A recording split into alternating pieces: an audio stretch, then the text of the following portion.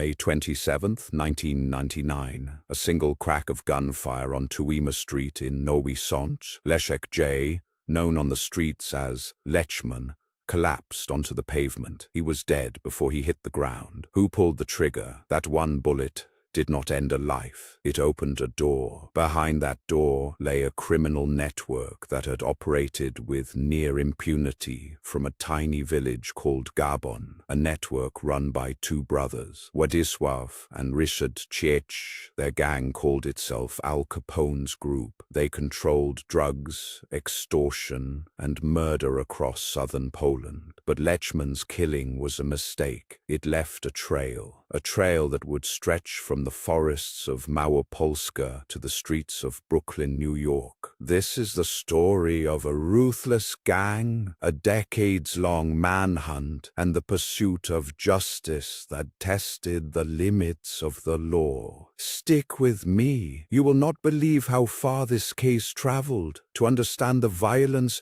you have to start in Gaboń, a small, quiet village in the Małopolska region. In the 1990s, it became the headquarters for something far from quiet. The Ch brothers, Władysław and Ryszard, built a crew that specialized in fear. They demanded protection money from local businesses. They robbed homes and post offices. They dealt drugs, and they did not hesitate to kill. One early crime shows their brutality. In 1993, the gang stole a woman's porcelain dinner set during a home invasion. Not a fortune, but the message was clear. Nothing was off limits. 3 years later, in 1996, they robbed a post office worker of cash. That same year, a man named Piotr G., nicknamed Johnson, made the mistake of clashing with the gang's leader, who went by the alias Al Capone.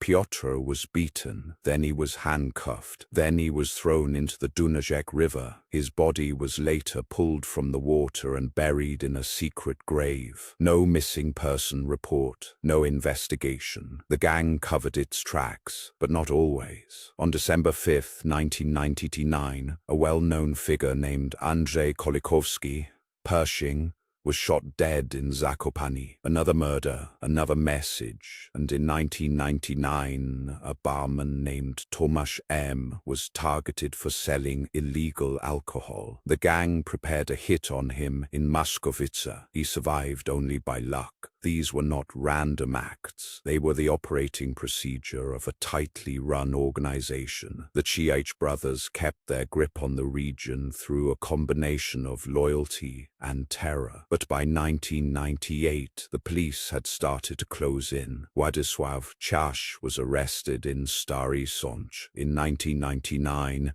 he received an 8-year prison sentence for robbery and extortion, a victory for law enforcement. But Ryszard remained free, and Ryszard was the real danger. The next chapter would prove just how far he would go to stay out of handcuffs. After Władysław's conviction, the police focused on Ryszard. In January 2000, they made a decision that would haunt them. They lifted the police supervision order on Ryszard. They believed he was no longer a flight risk. They were wrong. Free to move, Ryszard continued the gang's work. In May 2000, 2 men, Grzegorz C. and Ryszard G., known as Volvo, were killed in the town of Kaczyna Wielka. The gang was eliminating rivals and loose ends. The body count was rising fast. Then, in December 2000, the Central Bureau of Investigation, the CBS, struck. They arrested 6 members of the gang, including a man they believed to be the leader. But the true masterminds, the Ch brothers, were still out there. Władysław was already in prison. Ryszard had vanished. Around the same time, police made a grim discovery. In a forest outside Nowy Sącz, they uncovered 4 bodies buried in shallow graves. The victims had been shot. Some had been missing for months, others for years. The graves confirmed what investigators had long suspected. This was not just a gang of thieves. This was a death squad. The CBX intensified its operation. By early 2001, they had gathered enough evidence to dismantle the entire network, except for one target. Ryszard Ch had left the country. Where had he gone? The trail went cold until an unexpected tip arrived from across the Atlantic. Ryszard was not hiding in a remote cabin. He was living in New York City under a false identity, and he thought he was safe. May 2001, Brooklyn, New York. Federal agents from the FBI moved in on an apartment building. Inside they found Ryszard Ch and his associate Sebastian W. The arrest was clean, no shots fired, but the shockwaves hit Poland hard. The man who had terrorized Małopolska for a decade was finally in custody, on the other side of the world.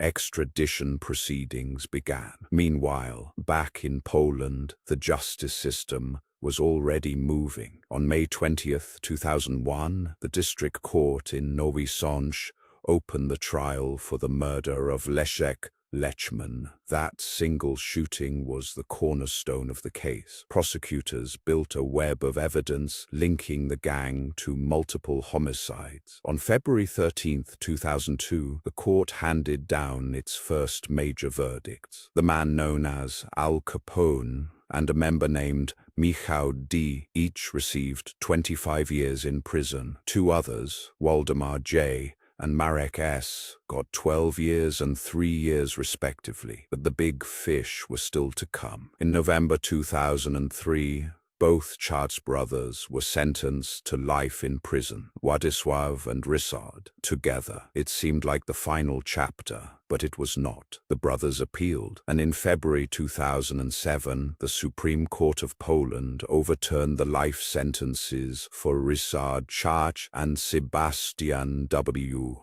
The reason: procedural errors during the trial. The victims' families were devastated. The gang's legacy of violence was not done haunting the courtroom. The case would have to start over, but the prosecutors were relentless. They would retry Ryszard, and again and again. The following decade became a legal marathon. In December 2008, a new trial for Ryszard Ch began. Once again, he was sentenced to life. Once again, the verdict was overturned on procedural grounds. In February 2011, a third trial produced another life sentence. This time, the Krakow Court of Appeal upheld it. Ryszard was finally behind bars for good, but the saga did not end there. Władysław Ch had also been fighting his sentence. In March 2018, the district court in Nowy Sącz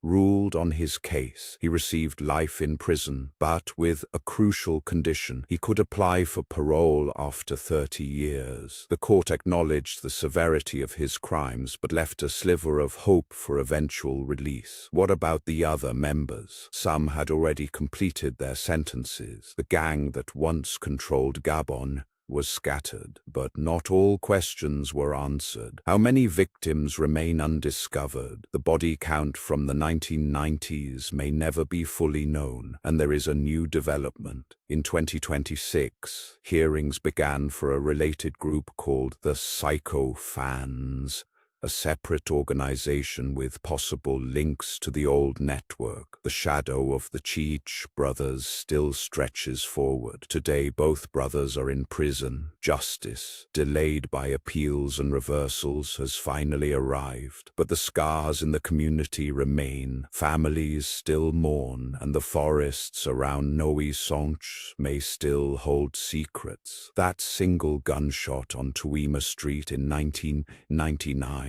set off a chain reaction that crossed an ocean. Lechman's murder was meant to send a message. Instead, it became the thread that unraveled an empire. The Ch brothers believed they were untouchable, but a determined police force international cooperation, and a legal system that refused to give up prove them wrong. It took more than 2 decades. It took multiple trials, overturned verdicts, and relentless prosecutors. In the end, the gang that buried its victims in shallow graves found itself buried in a system they could not escape. If you want more deep dives into true crime stories from around the world, cases where justice moves slowly but never stops, hit that subscribe button and let us know in the comments what other cases should we investigate. Until next time,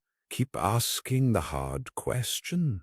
The truth may take time, but it always comes to light.